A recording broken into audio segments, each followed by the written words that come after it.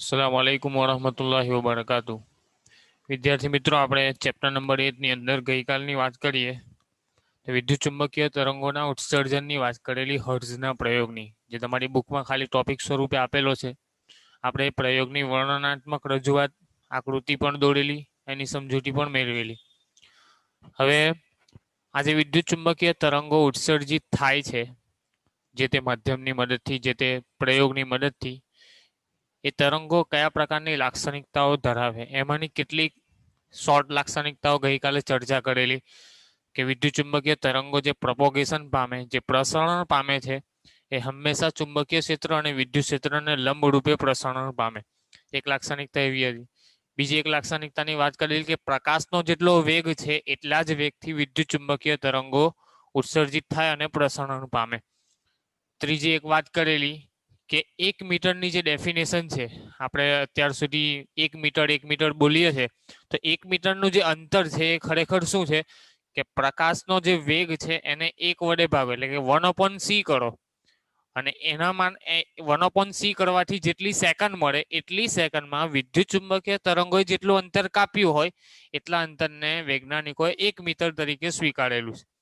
ત્યારબાદ વાત કરેલી કે વિદ્યુત ચુંબકીય તરંગો ધ્રુવીભવન, વક્રીભવન અને વિવર્તન જેવી ઘટનાઓને પણ અનુભવે છે. એટલે કે વિદ્યુત ચુંબકીય તરંગોનું ધ્રુવીભવન પણ શક્ય છે, વક્રીભવન પણ શક્ય છે અને વિવર્તન પણ શક્ય છે. આ ત્રણ જે ડેફિનેશન છે, વક્રીભવન, ધ્રુવીભવન અને વિવર્તન, એ આપણે ઓપ્ટિક્સની અંદર ભણીશું. કોને કહેવાય વિવર્તન, કોને કહેવાય વક્રીભવન, કોને કહેવાય ધ્રુવીભવન.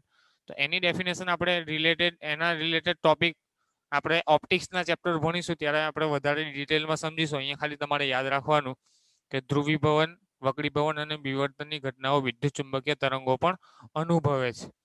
ત્યારબાદ એક મુદ્દાની એવી ચર્ચા કરેલી કે વિદ્યુત ચુંબકીય તરંગો વેગમાન ધરાવે, બરાબર છે, ઉર્જા પણ ધરાવે, ઉર્જાના પ્રસારણ માટે પણ ઉપયોગી છે. આપણે ગઈકાલે સ્પાર્કની વાત કરેલી, હર્ટ્ઝના પ્રયોગમાં જે સ્પાર્ક ઉત્પન્ન થાય એ વિદ્યુત ચુંબકીય તરંગો એને આગળ લઈ જાય છે, એટલે કે ઉર્જાનું પ્રસારણ એક જગ્યાએથી બીજી જગ્યાએ વિદ્યુત ચુંબકીય તરંગો દ્વારા થઈ શકે છે.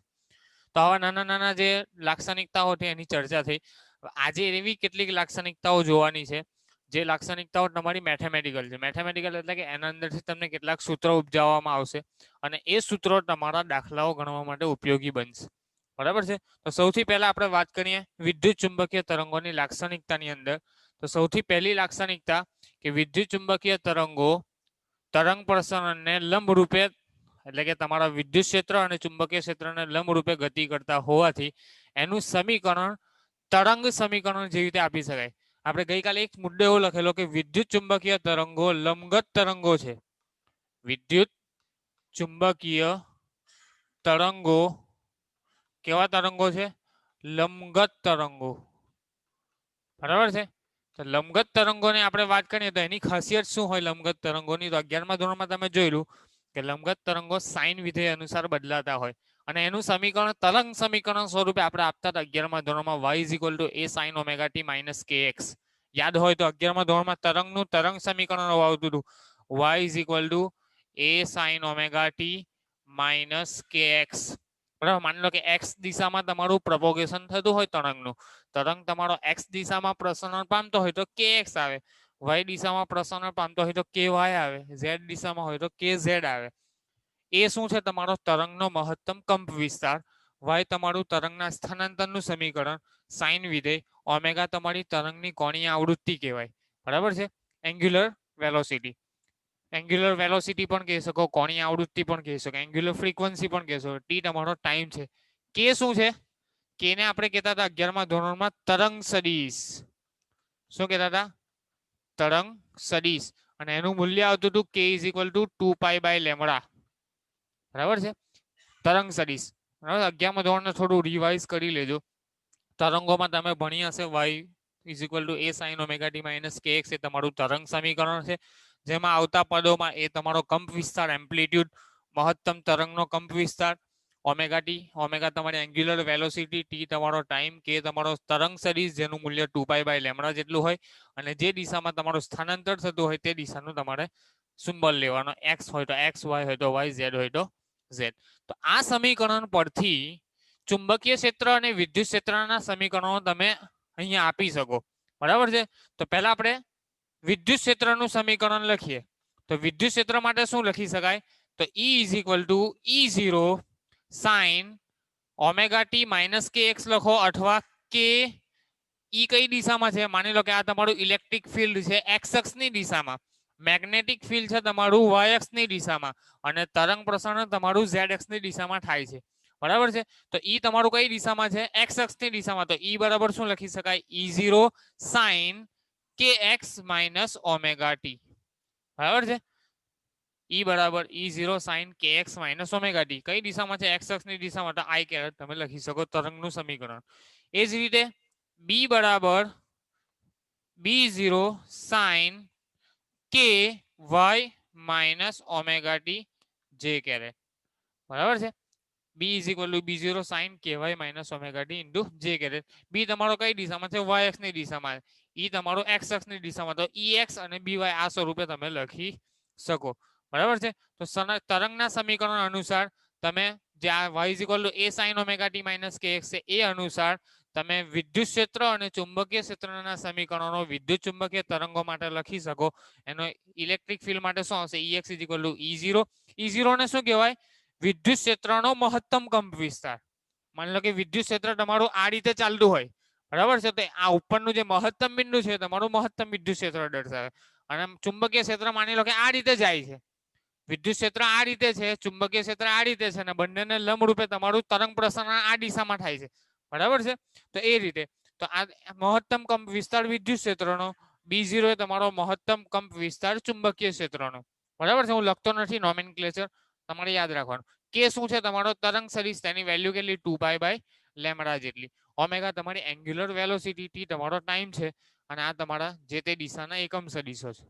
બરાબર છે. તો આ તમારી પહેલી લાક્ષણિકતા કે તરંગ પ્રસરણની ઘટનામાં જે તમારા ચુંબકીય ક્ષેત્ર અને વિદ્યુત ક્ષેત્ર કયા સમીકરણ અનુસાર બદલાય?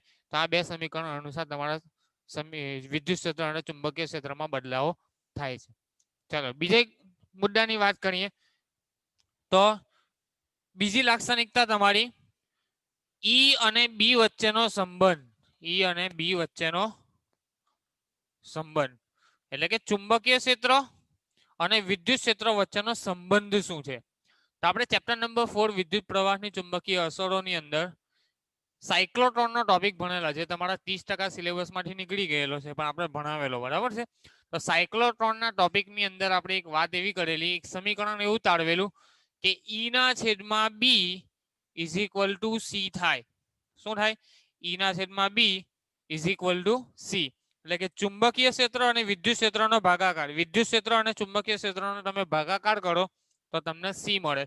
તો આના પરથી તમને સમીકરણ મળે E is equal two B into C. બરાબર છે. E ઇઝ ઇક્વલ ટુ શું મળે તમને? B into C. એનો મતલબ એવો થાય કે વિદ્યુત ચુંબકીય તરંગો જે તમારા પ્રસરણ પામતા હોય એમાં કોની પ્રબળતા વધારે હોય? ઇલેક્ટ્રિક ફિલ્ડની પ્રબળતા વધારે હોય. કેમ? કે C સાથે મલ્ટીપ્લાય ને B કરો તો B તમારું નાનું હશે. B ગુણ્યા તમે C કરો. B શું છે? તમારું ચુંબકીય ક્ષેત્ર. C તમારો પ્રકાશનો વેગ 3 × 10⁸. તો 3 × 10⁸ એની સાથે માની લો કે તમારું ચુંબકીય ક્ષેત્ર છે 2 ટેસ્લા જેટલું. તો 2 ટેસ્લા જેટલા ચુંબકીય ક્ષેત્રને પ્રકાશના વેગ C સાથે ગુણો તો 3 દુ 6 થાય. એટલે 6 × 10⁸ તમને ઇલેક્ટ્રિક ફિલ્ડ મળશે, ન્યૂટન પર કુલમ. એ કેટલું મળશે તમને? 6 × 10⁸ ન્યૂટન પર કુલમ. અને B કેટલું હતું તમારું? 2 ટેસ્લા. તો આના કરતા તો આ વધારે જ આવ્યું. એટલે હંમેશા વિદ્યુત ચુંબકીય તરંગોના પ્રસરણમાં ઇલેક્ટ્રિક ફિલ્ડની ઇન્ટેન્સિટી વધારે હોય. મેગ્નેટિક ફિલ્ડ કરતા ઇલેક્ટ્રિક ફિલ્ડની પ્રબળતા વધારે હોય. બરાબર છે. તો અહીંયા આ સમીકરણ પરથી તમે એવું કહી શકો કે તરંગ પ્રસરણમાં વિદ્યુત ક્ષેત્રની પ્રબળતા તમારી ચુંબકીય ક્ષેત્રની પ્રબળતા કરતા વધુ હોય છે. તો આ E અને B વચ્ચેનો એક સંબંધ છે. એક સંબંધ આપણે આગળ પણ એવો તારવેલો એક ચેપ્ટરની અંદર. C બરાબર કંઈક આવું સૂત્ર આવતું હતું 1/μ0 × ε0. લગભગ ચુંબકત્વ અને દ્રવ્યમાં કે એના પછીના ચેપ્ટરમાં આપણે એવું તારવેલું, ઇલેક્ટ્રોમેગ્નેટિક ઇન્ડક્શનમાં હોય. C is equal to 1/μ0 × ε0. બરાબર છે. જ્યાં μ0 શું છે? શૂન્યાવકાશની પરમિએબિલિટી. μ0 શું છે? તમારી શૂન્યાવકાશની પરમિએબિલિટી. પરમિએબિલિટી મૂલ્ય કેટલું એનું? 4 પાઈ ઇન્ટુ 10⁻⁻7 બરાબર છે. 4 પાઈ ઇન્ટુ 10⁻⁻7 ટેસ્લા મીટર પર એમ્પિયર કેવું કંઈક એનો એકમ આવે છે બરાબર છે. તો આ તમારો મ્યુ 0 છે. એપ્સિલોન 0 એને શું કહેવાય? શૂન્યાવકાશની પરમિટિવિટી બરાબર છે. એને આપણે પહેલા ચેપ્ટરમાં ભણીને આવ્યા. એનું મૂલ્ય પણ કેટલું આવતું? 8.85 ઇન્ટુ 10⁻12 કુલમ સ્ક્વેર પર ન્યૂટન મીટર સ્ક્વેર બરાબર છે. તો આ તમારી શૂન્યાવકાશની પરમિટિવિટી અને આ શૂન્યાવકાશની પરમિએબિલિટી, પારગમ્યતા અને પરાવિદ્યુતાંક ગુજરાતીમાં કહેતો શું કહેવાય? શૂન્યાવકાશની પારગમ્યતા અને શૂન્યાવકાશનો પરાવિદ્યુતાંક. તો આ બંને વેલ્યુ છે એ બંને વેલ્યુનો ગુણાકાર કરો, એનું વર્ગમૂળ લેવો અને એને 1/, કરો તો તમને શું મળે? પ્રકાશનો વેગ મળે. આ બંને વેલ્યુ તમે અહીંયા મૂકો, એનું વર્ગમૂળ લો અને 1/a કરો તો તમને શું મળશે? શૂન્યાવકાશમાં પ્રકાશનો વેગ. અને એ પ્રકાશનો વેગ એ જ તમારા ઇલેક્ટ્રોમેગ્નેટિક વેવની વેગ છે અથવા એની ઝડપ છે. શૂન્યાવકાશમાં જ્યારે તમારું તરંગ પ્રસરણ થતું હોય, વિદ્યુત ચુંબકીય તરંગો પ્રસરિત થતા હોય તો તે દરમિયાન એનો વેગ કેટલો હોય? શૂન્યાવકાશમાં રહેલા પ્રકાશના વેગ જેટલો જ હોય.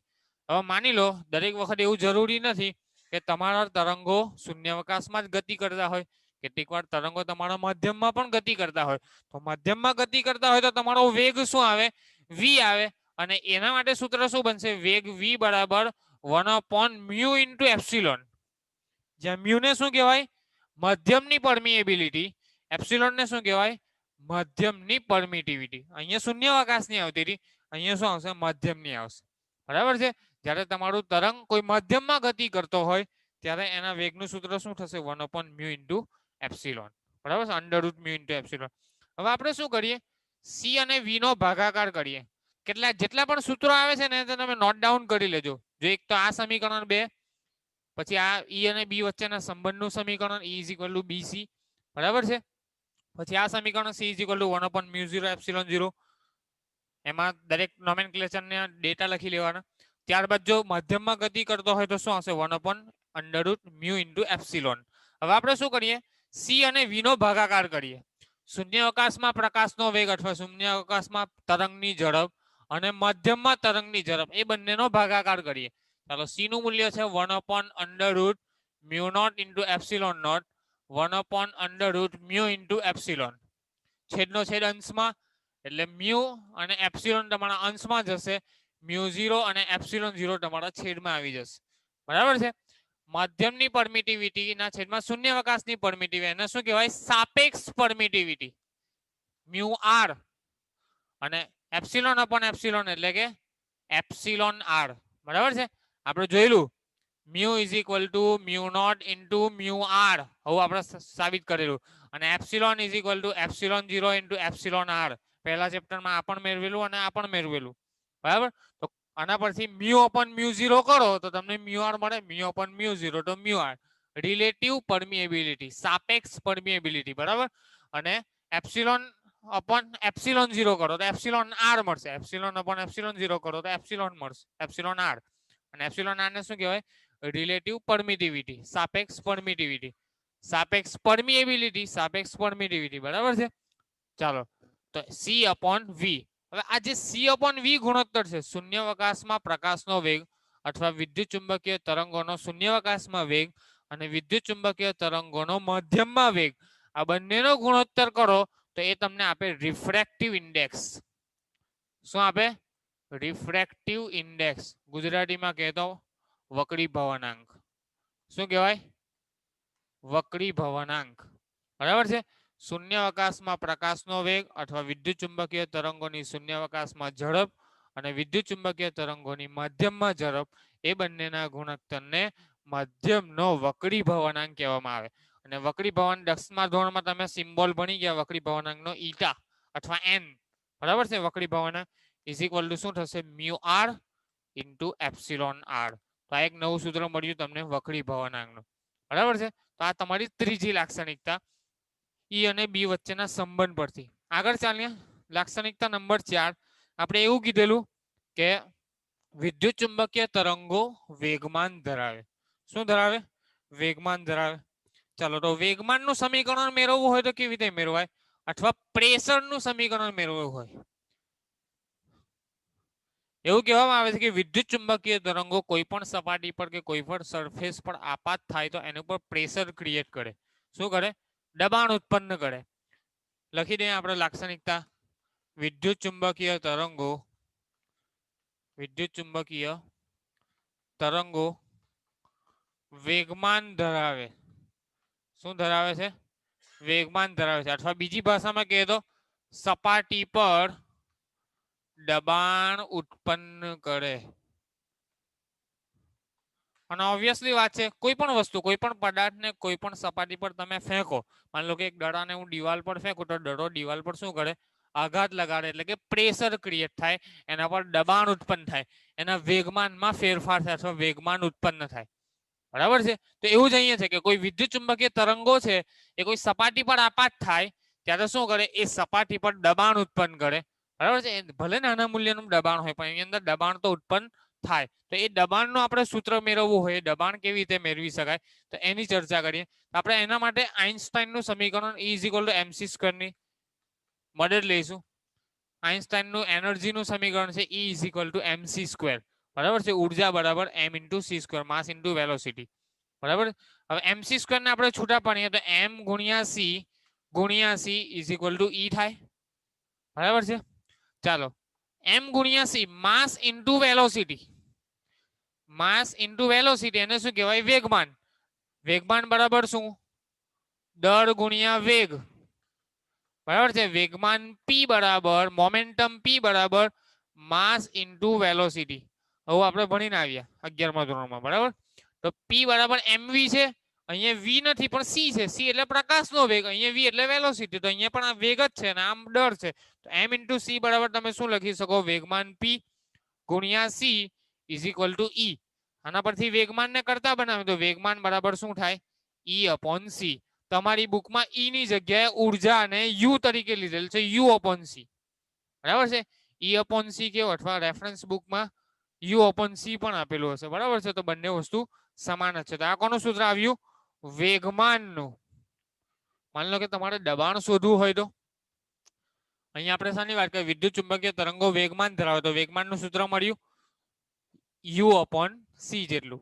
બરાબર છે હવે આ સૂત્ર પરથી આપણે માની લો કે દબાણનું ખરેખર દબાણનું સૂત્ર પણ આ જ આવે u/c જ આવે હું તમને સાબિત કરીને બતાવું કેવી રીતે u/c આવે છે ચાલો p બરાબર શું આવ્યા તમારા u/c p બરાબર વેગમાન તો m × v લખાય = u/c લખી શકાય ચાલો v બરાબર આવું લખી શકાય a × t અચળ પ્રવેગી ગતિનું સમીકરણ v = u + at આવું આવે જો પ્રારંભિક વેગ તમારો 0 હોય તો તમારું થઈ જાય સમીકરણ v = at થાય કે ના થાય v = at તો અહીંયા આપણે v બરાબર 80 મૂકી શકીએ u/c m × a = f બરાબર ma ન્યૂટનના ગતિનો બીજો નિયમ f બરાબર ma તો f.t = u/c t ને નીચે લઈ જાઓ તો f = u/ct આ રીતે થાય મારે પ્રેશર શોધવું છે પ્રેશર એટલે પર યુનિટ એરિયા ફોર્સ પર યુનિટ એરિયા એને શું કહેવાય પ્રેશર એકમ ક્ષેત્રફળ વાળી સપાટી પર લાગતું બળ એને કહેવાય દબાણ તો આપણે એરિયા વડે ભાગી દઈએ બંને તરફ એ વડે અહીંયા પણ ભાગી દીધા એ વડે અહીંયા પણ ભાગી દીધા f/a એકમ ક્ષેત્રફળ દીઠ લાગતું બળ એને શું કહેવાય દબાણ તો દબાણ p બરાબર શું થશે u/act હવે 1 મીટર² નો એરિયા લઈ લઉં 1 સેકન્ડનો સમય લઈ લઉં તો દબાણ કેટલું આવે u/c વેગમાન જેટલું જ આવ્યું u/c જેટલું બરાબર છે એટલે કે વેગમાન અને દબાણ ખરેખર સમીકરણની દ્રષ્ટિએ તો સમાન જ છે f/a કરીએ f/a નો શું મતલબ એકમ ક્ષેત્રફળ દીઠ લાગતું બળ તો અહીંયા એકમ ક્ષેત્રફળ છે એટલે અહીંયા પણ ક્ષેત્રફળ એકમ જ આવે એટલે 1 એકમ ક્ષેત્રફળ લઈ લે એ બરાબર તમે 1 મીટર² નો એરિયા લઈ લો અને t બરાબર 1 સેકન્ડ લઈ લો તો તમારું સમીકરણ ખરેખર શું થઈ જશે p બરાબર u/c થઈ જશે બરાબર છે તો એકમ ક્ષેત્રફળ વાળી અને એકમ યુનિટ ટાઈમમાં જે u/c નો ગુણોત્તર જે આવે એને શું કહેવામાં આવે દબાણ બરાબર છે એટલે કે વિદ્યુત ચુંબકીય તરંગો દ્વારા સપાટી પર લાગતું દબાણનું સૂત્ર શું થાય p = u/act જ્યાં a બરાબર 1 મીટર², t બરાબર 1 સેકન્ડ ઓકે ચાલો નેક્સ્ટ ટોપિક જોઈએ આપણે ઉર્જા ઘનતાની વાત કરીએ શાની વાત કરીએ ઉર્જા ઘનતા. બધા સૂત્રોને નોટ ડાઉન કરી લેજો. મેથેમેટિકલ કેરેક્ટરિસ્ટિક્સ છે, બરાબર છે, તમારી ગાણિતિક લાક્ષણિકતાઓ છે બધી વિદ્યુત ચુંબકીય તરંગોની. 5મા નંબરના મુદ્દાની વાત કરીએ તો ઉર્જા ઘનતા, વિદ્યુત ચુંબકીય તરંગોની ઉર્જા ઘનતા. ઉર્જા ઘનતા શબ્દ તમે સાંભળેલો છે, એકમ કદ દીઠ વિદ્યુત ચુંબકીય ઉર્જા, એને શું કહેવાય? ઉર્જા ઘનતા. વિદ્યુત ઉર્જા, એકમ કદ દીઠ વિદ્યુત ઉર્જા આપણે વ્યાખ્યાયિત કરેલી ચેપ્ટર નંબર 2 ની અંદર, જેને કહેવાય ઉર્જા ઘનતા રો ઈ. એકમ કદ દીઠ વિદ્યુત ઉર્જા, એને શું કહેવાય? ઉર્જા ઘનતા. બરાબર છે. કોની ઉર્જા ઘનતા? વિદ્યુત ક્ષેત્રની ઉર્જા ઘનતા, એને રો ઈ નામ આપીએ. એના માટેનું સૂત્ર આવતું હતું 1/2 એપ્સિલોન 0 ઈ સ્ક્વેર. પેજ પલટાવીને ચેપ્ટર નંબર 2 માં જોઈ લેવાનું. કયા થિયરીમાં? કેપેસિટરમાં સંગ્રહાયેલી ઉર્જા 1/2 CV સ્ક્વેર જ્યારે સાબિત કરેલું, 1/2 CV સ્ક્વેર, ત્યારે જ નીચે આ સૂત્ર આપણે તારવેલું 1/ε0 ઈ સ્ક્વેર, ઉર્જા ઘનતાનું, એકમ કદ દીઠ ઉર્જાનું. એ જ રીતે એકમ કદ દીઠ ચુંબકીય ઉર્જાનું સૂત્ર શું આવશે? એકમ કદ દીઠ ચુંબકીય ઉર્જા, એને આપણે નામ આપીએ રો બી.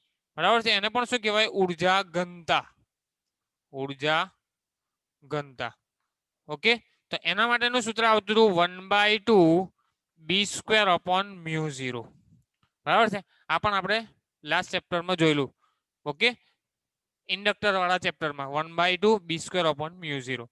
હવે આ ઇલેક્ટ્રિક ડેન્સિટી અને આ મેગ્નેટિક ડેન્સિટી, આ બંનેને કમ્બાઈન કરો તો તમને વિદ્યુત ચુંબકીય તરંગોની ઉર્જા ઘનતા મળે. વિદ્યુત ચુંબકીય તરંગોની ઉર્જા ઘનતા મેળવવી હોય તો ઇલેક્ટ્રિક અને મેગ્નેટિક, કેમ કે વિદ્યુત ચુંબકીય તરંગો વિદ્યુત ક્ષેત્ર પણ ધરાવે, ચુંબકીય ક્ષેત્ર પણ ધરાવે, તો બંનેની કમ્બાઈન કરો તો તમને કુલ ઉર્જા ઘનતા મળશે. કુલ ઉર્જા ઘનતા કોની? વિદ્યુત ચુંબકીય તરંગોની. બરાબર છે. વિદ્યુત ચુંબકીય તરંગોની કુલ ઉર્જા ઘનતા rho is equal to rho E plus rho B. બરાબર છે. તો શું આવશે? 1/2 એપ્સિલોન 0 ઈ સ્ક્વેર વત્તા 1/2 બી સ્ક્વેર અપોન મ્યુ 0. આ તમારું કોનું સૂત્ર આવ્યું? રો નું. અને હવે થોડું મોડિફાઈ કરવાનો પ્રયત્ન કરીએ. ચુંબકીય ક્ષેત્ર અને વિદ્યુત ક્ષેત્ર સતત બદલાયા કરતું હોય. બરાબર છે. વિદ્યુત ચુંબકીય તરંગોનું જે પ્રસરણ થાય તે દરમિયાન તમારું વિદ્યુત ક્ષેત્ર પણ તમારું બદલાયા કરે અને ચુંબકીય ક્ષેત્ર પણ તમારું બદલાયા કરતું હોય. તો આપણે આરએમએસ વેલ્યુ લઈ લે. સાઇન વિધેય અનુસાર બદલાય છે, તો ચુંબકીય ક્ષેત્રનું પણ આરએમએસ વેલ્યુ લઈ લે અને વિદ્યુત ક્ષેત્રનું પણ આપણે શું લઈ લે? RMS value. તો તમારું સમીકરણ શું બનશે ઉર્જા ઘનતાનું? 1/2 એપ્સિલોન 0 ઈઆરએમએસ નો સ્ક્વેર. શું થઈ જશે? વિદ્યુત ક્ષેત્રનું આરએમએસ મૂલ્ય, કેમ કે બદલાયા કરે તો આપણે આરએમએસ વેલ્યુ લઈ લેવાની. અને એ જ રીતે 1/2 ચુંબકીય ક્ષેત્રનું પણ RMS value upon mu 0. Okay, હવે આ સમીકરણને કોઈ એક ટર્મમાં લઈ આવીએ, કાં તો મેગ્નેટિક ફિલ્ડના ટર્મમાં લઈ આવીએ અથવા ઇલેક્ટ્રિક ફિલ્ડના. આપણે ઇલેક્ટ્રિક ફિલ્ડના ટર્મમાં લાવવાનો પ્રયત્ન કરીએ. આપણે સી માટે સૂત્ર જોયેલું, C is equal to 1/μ0 into epsilon 0 નું વર્ગમૂળ. બરાબર છે. અને બીજું આપણે જોયું E is equal to BC. Okay, તો ERMS is equal to BRMS into C લખાય. ERMS is equal to BRMS into C. ચાલો આપણે કરતા બનાવીએ બીઆરએમએસ ને, તો બીઆરએમએસ બરાબર શું થશે? ઈઆરએમએસ ના છેદમાં સી. ઓકે, ચાલો વર્ગ કરી દે તો બીઆરએમએસ નો સ્ક્વેર, બીઆરએમએસ નો square is equal to ERMS નો સ્ક્વેર ના છેદમાં સી સ્ક્વેર. આવું થાય. ચાલો સી ની કિંમત મૂકો તો ઈઆરએમએસ નો સ્ક્વેર અને સી ની કિંમત શું છે? મ્યુ 0 ઇન્ટુ એપ્સિલોન 0 નું વર્ગમૂળ. વર્ગમૂળ નીકળી જાય, વર્ગ કરીએ એટલે વર્ગમૂળ નીકળી જશે, તો ખાલી શું આવશે? 1/μ0 ઇન્ટુ એપ્સિલોન 0. છેદનો છેદ તમારો અંશમાં, તો બીઆરએમએસ સ્ક્વેર નું સૂત્ર તમને મળશે મ્યુ 0 એપ્સિલોન 0 ઈઆરએમએસ નો સ્ક્વેર. ઓકે, આ કિંમતને આપણે આ સમીકરણની અંદર મૂકીએ. સમીકરણ નંબર 1 ની અંદર આપણે મૂકીએ તો રો બરાબર શું થશે? 1/2 એપ્સિલોન 0 ઈઆરએમએસ નો સ્ક્વેર વત્તા 1/2 બીઆરએમએસ ના સ્ક્વેર ની કિંમત અહીંયાથી મૂકીએ. મ્યુ 0 એપ્સિલોન 0 ERMS નો square upon mu 0 cancel out. ફરીથી તમારું થઈ ગયું 1/2 એપ્સિલોન 0 ERMS નો સ્ક્વેર વત્તા 1/2 એપ્સિલોન 0 ERMS નો સ્ક્વેર. અડધો વત્તા અડધો એક વખત થઈ જશે તો એપ્સિલોન 0 ERMS નો સ્ક્વેર. એ તમારું કોનું સૂત્ર આવ્યું? ઉર્જા ઘનતા, વિદ્યુત ચુંબકીય તરંગોની ઉર્જા ઘનતાનું સૂત્ર છે. Rho is equal to epsilon 0 ERMS નો સ્ક્વેર. આપણે કોના ફોર્મમાં લાવ્યા? પરમિટિવિટી અને વિદ્યુત ક્ષેત્ર. તમે ચાહો તો પરમિએબિલિટી અને ચુંબકીય ક્ષેત્રના ફોર્મમાં પણ આનું સમીકરણ તમે મેળવી શકો. બરાબર છે? એ કંઈક આવું જ આવશે. એ આવું આવશે લગભગ BRMS નો સ્ક્વેર અપોન મ્યુ 0 આવું આવશે. ઓકે, આ પણ ચાલે, આ પણ ચાલે. અહીંયાથી આપણે BRMS ને કરતા બનાવ્યા છે. તમે ERMS ને કરતા બનાવો અને ERMS ની વેલ્યુ અહીંયા મૂકો તો તમને કંઈક આવું સમીકરણ મળશે. બરાબર છે? બંને સમીકરણ તમારા સાચા છે, નોટ ડાઉન કરી લેવાનું. આ તમારી લાસ્ટ પ્રોપર્ટી હતી વિદ્યુત ચુંબકીય તરંગોની લાક્ષણિકતા. એક વાત કરી લઈએ વિદ્યુત ચુંબકીય તરંગોની તીવ્રતાની. શાની વાત કરીએ? વિદ્યુત ચુંબકીય તરંગોની તીવ્રતા, ઇન્ટેન્સિટી ઓફ ઇલેક્ટ્રોમેગ્નેટિક વેવ. વિદ્યુત ચુંબકીય તરંગોની તીવ્રતા. તીવ્રતા બરાબર શું થાય? Power upon area. ઇન્ટેન્સિટી એટલે શું? કોઈ પણ વસ્તુની તીવ્રતા એટલે શું? એકમ ક્ષેત્રફળ દીઠ પાવર, એને શું કહેવાય? ઇન્ટેન્સિટી. હવે પાવર એટલે શું? એનર્જી અપોન ટાઈમ ઇન્ટુ તમારા એરિયા ને એરિયા. એકમ સમયમાં ખર્ચાતી જે ઉર્જા હોય એને શું કહેવાય? Power. Energy upon time into area is equal two intensity. બરાબર છે? અને એનર્જીને આપણે ફોટોનના સ્વરૂપે લખીએ, પ્લાન્ક અચળાંક ફોટોન, અને ફ્રીક્વન્સીના સ્વરૂપમાં લખવું હોય તો E બરાબર લખાય HF, જ્યાં H તમારો પ્લાન્ક અચળાંક છે તો HF ના છેદમાં T ઇન્ટુ A. ઓકે, આ સમીકરણ તમારી બુકમાં આપેલું નથી. ઇન્ટેન્સિટીની ડેફિનેશન અને ઇન્ટેન્સિટીની વ્યાખ્યા તમને બુકમાં આપેલી નથી. બરાબર છે? એક વધારાના સમીકરણ તરીકે એડ કરી લેજો. કદાચ કોઈક દાખલામાં તમને જરૂર પડે તો આ સમીકરણ કામ લાગે. એક ફોટોન હોય તો 1 HF, 2 ફોટોન હોય તો 2 HF, 3 ફોટોન હોય તો 3 HF, n ફોટોન હોય તો NHF. તો એનર્જી બરાબર શું આવશે? NHF ના છેદમાં A ઇન્ટુ T. તો એ તમને શું દર્શાવશે? વિદ્યુત ચુંબકીય તરંગોની તીવ્રતા માટેનું સૂત્ર, ઇન્ટેન્સિટી ઓફ ઇલેક્ટ્રોમેગ્નેટિક વેવ. તો આટલી ઘણી બધી લાક્ષણિકતાઓ જોઈ. ગઈકાલે ઘણી બધી લાક્ષણિકતાઓની ચર્ચા કરેલી. આજે મેથેમેટિકલ જેટલી પણ લાક્ષણિકતાઓ હતી એની ચર્ચા કરી અને એના સૂત્રો ઉપજાવ્યા, જેના ઉપયોગથી તમે હવે દાખલાઓ ગણી શકશો. ઓકે, ટાઈમ હોય તો આપણે 1-2 દાખલા ગણી હશે. કેટલો ટાઈમ છે? એકાદ દાખલો ગણી જોઈએ. બરાબર, ઉદાહરણનો કે એવો તો કોઈ દાખલો આપેલો હશે.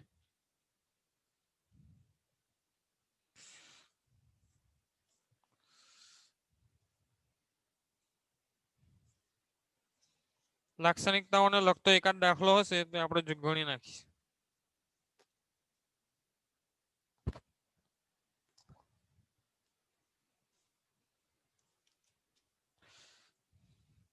જે એક દાખલો આપેલો છે ઉદાહરણ નંબર 8.2 માં.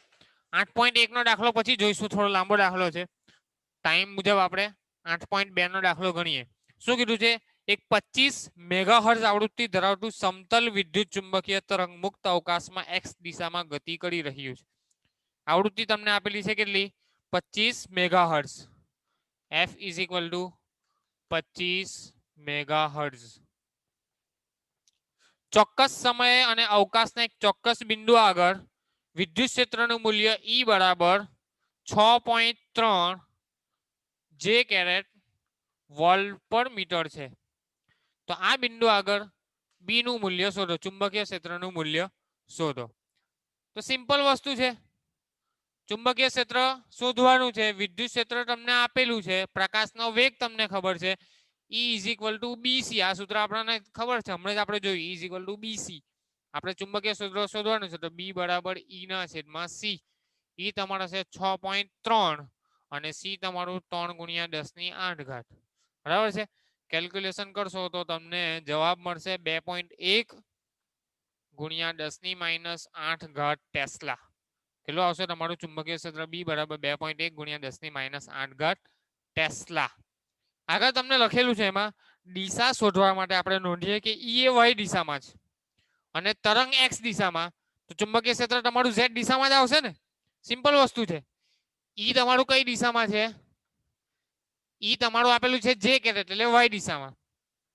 તરંગનું પ્રસરણ, તરંગ પ્રસરણ તમને આપેલું છે એક્સ અક્ષની દિશામાં, તો ચુંબકીય ક્ષેત્ર કઈ દિશામાં હોવું જોઈએ? ઝેડ ની દિશામાં જ હોય ને. આ બંનેને લંબ, બરાબર છે. તો તરંગ પ્રસરણ પ્રમાણે ચુંબકીય ક્ષેત્ર તમારું આટલા મૂલ્યનું અને કઈ દિશામાં? કે કેરેટની દિશામાં એટલે કે ઝેડ ની દિશામાં તમારું ચુંબકીય ક્ષેત્ર હશે. બરાબર છે. એટલે લખવું હોય દિશા સાથે અને લખવું હોય તો બી બરાબર આવું લખી શકાય 2.1 ગુણ્યા 10 - 8 ટેસ્લા કે કેરેટ. ઓકે, દિશા સહિત લખવું હોય તો તમારું ચુંબકીય ક્ષેત્રનું મૂલ્ય તમે આ રીતે લખી શકો. ઓકે, બીજા ઘણા એક્ઝામ્પલો છે, નેક્સ્ટ ટાઈમ આપણે જોઈશું. Okay, thank you.